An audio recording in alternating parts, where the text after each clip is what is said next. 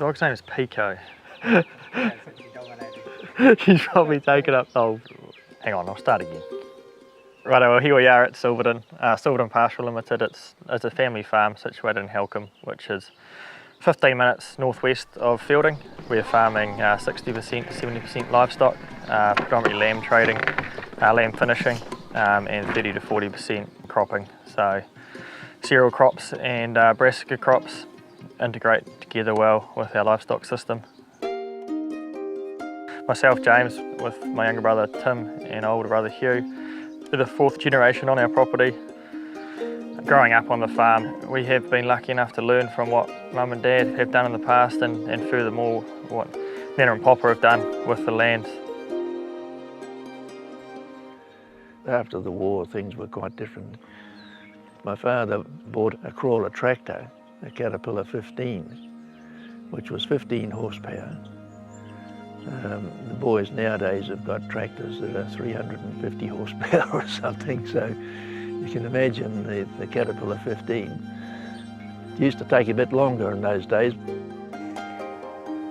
I think what got me into farming was, obviously perhaps there was a bit of a genetic affinity, I don't know, but I look back and my father and his brother, who was in partnership at the time, they were very innovative. They worked hard, and I guess that rubs off on you. I think that starts to shape you, that shapes who you are, and you just take the natural lead, I guess.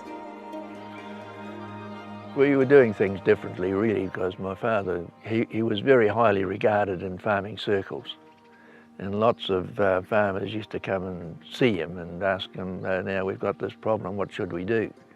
What crops to grow, and how to grow them, and whether this tractor's any good or no good, or the other one's good, better, or whatever.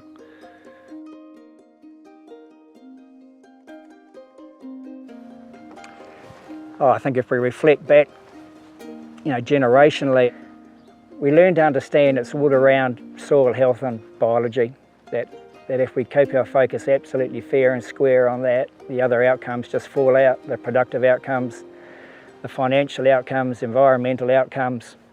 It all comes back to how we look after our soils, how we understand our soils, and then what we actually do about it, the tools that are available to manage our soils and to build our soils.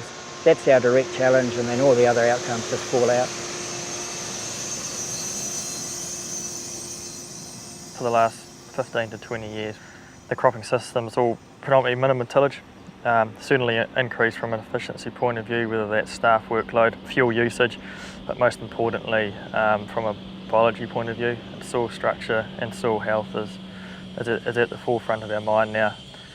The aim in the game here is, we are running it like a business, however biology and the financial farm system sort of goes hand in hand. You can't have one without the other working. Modern practices, I think they're absolutely brilliant, yes. We used to dig drains, tile drains, by hand. They don't do it that way nowadays. It's a little bit difficult for myself to keep up with some of the technological changes, and I probably fall back on the boys now to run with a bit of that. But you still need to have an understanding of it, absolutely. Well, and probably more importantly, have an understanding that we've got to keep developing and got to keep on the uptake. The business needs it. Yeah, I think this environmental game, greenhouse gas, we've been lucky enough in this system that whether we've been thinking about it or not, we've developed a system now that has enabled us to be on the front foot of all these matters.